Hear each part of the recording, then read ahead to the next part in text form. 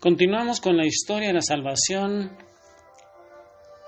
y estamos viendo cómo San Juan, ahí en la isla de Patmos, está recibiendo esa revelación llamada Apocalipsis. Nos ha mostrado cómo es el cielo, quiénes son los personajes, qué hacen, qué se hace en el cielo. Nos ha hecho una descripción maravillosa. Nos ha descrito lo que va a ir sucediendo a través de estos últimos tiempos, desde su fundación hasta el final de los tiempos.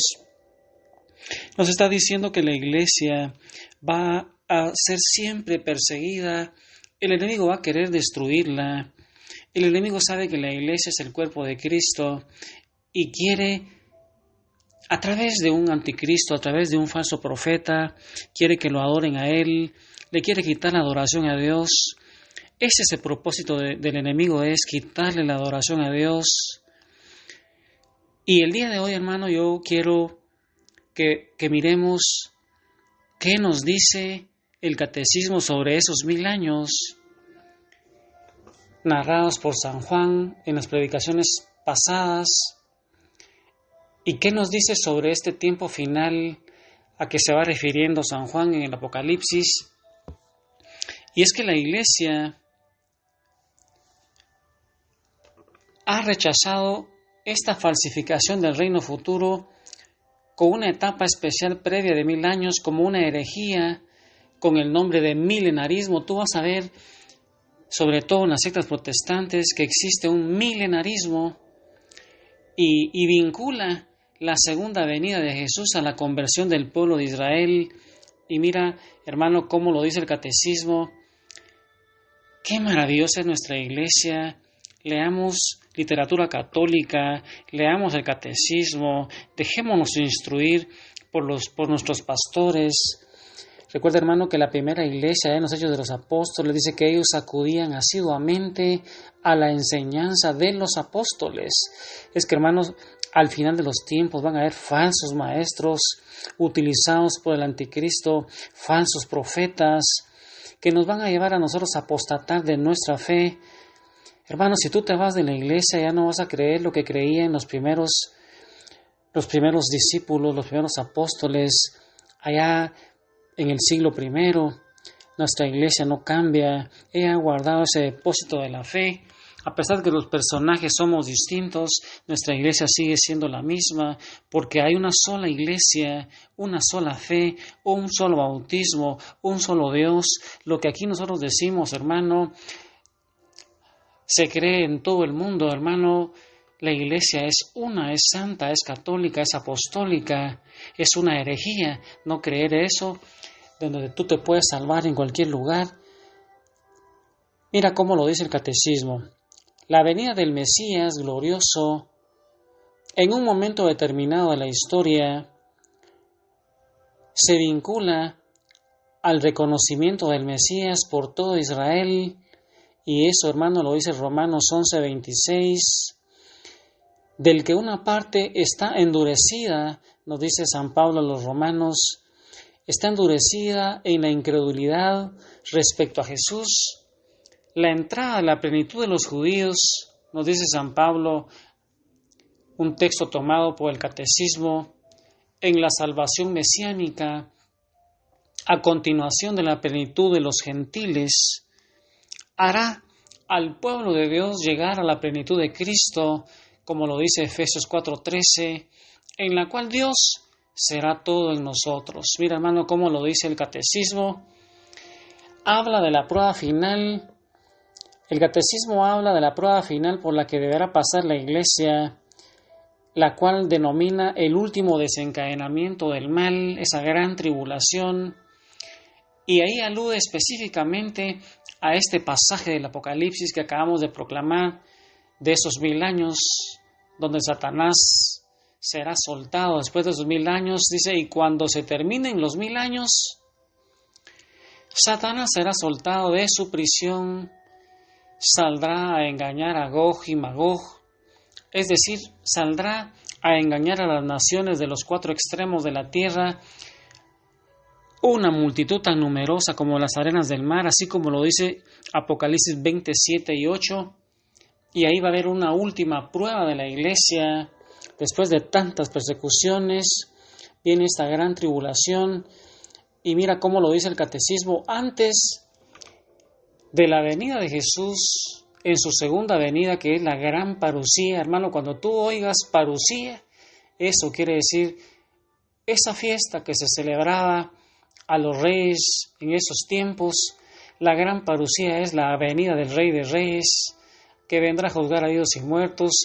Pues antes de la venida de Jesús, la iglesia deberá pasar por una prueba final que va a sacudir la fe de numerosos creyentes. Así lo dice San Lucas 18:8 y San Mateo 24:12.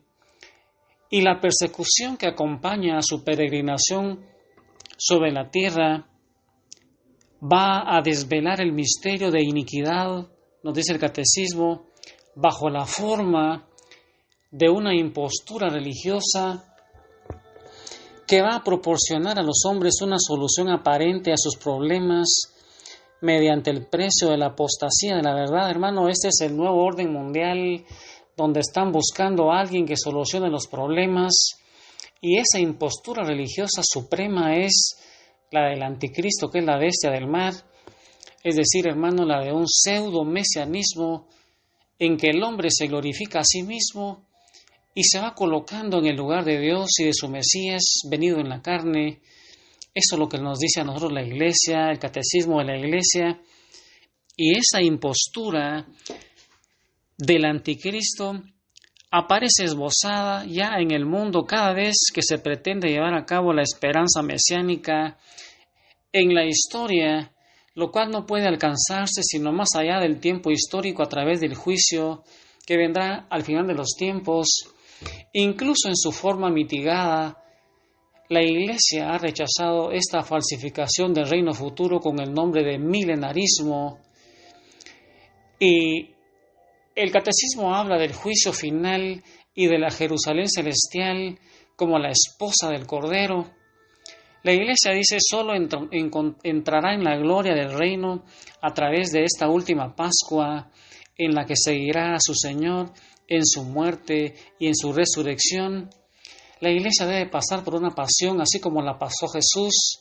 El reino no se realizará, por tanto, mediante un triunfo histórico de la Iglesia, nos dice el catecismo, en forma de un proceso creciente, sino por una victoria de Dios sobre el último desencadenamiento del mal, que hará descender desde el cielo a su esposa.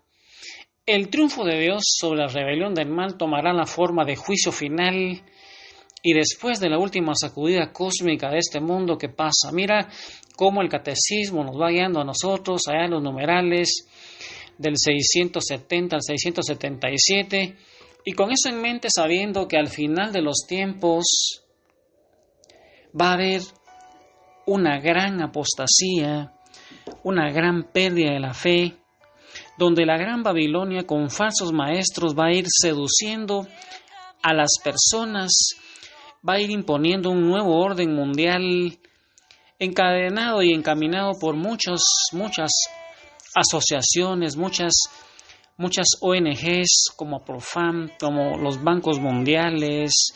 La gente va a querer buscar la paz, va a querer glorificarse, están queriendo destronar a ese Padre bueno, ese Padre maravilloso.